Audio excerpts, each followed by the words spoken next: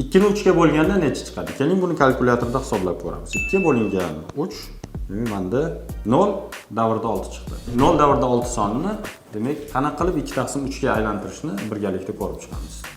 Bizga berilgan bo'lsa 0 davrida 6 va bu demak aslida nechaga teng edi? 2 taqsim 3 ga.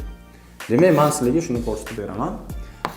0 davrida 6 sonini x deb olaman va demak ikkala tarafni ham 10 ga ko'paytirib yuboraman. 0 davrida 6 ni 10 ga ko'paytirsam, menda 6 davrida 6 hosil bo'ladi. X ni 10 ga ko'paytirsak, demak 10x.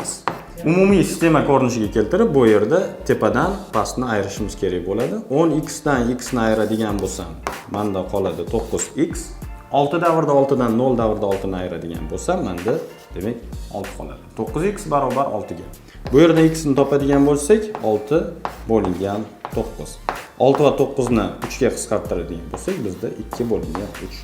Demak, x bizdan 0 davrida 6 edi. 0 davrida 6 2 taqsim 3 ekan. Matematikani sodda, oson va tushunarli tilda o'rganishni xohlasangiz, sahifamizga obuna bo'ling. Ushbu videoni esa matematikaga qiziquvchi do'stingizga yuborib qo'ying.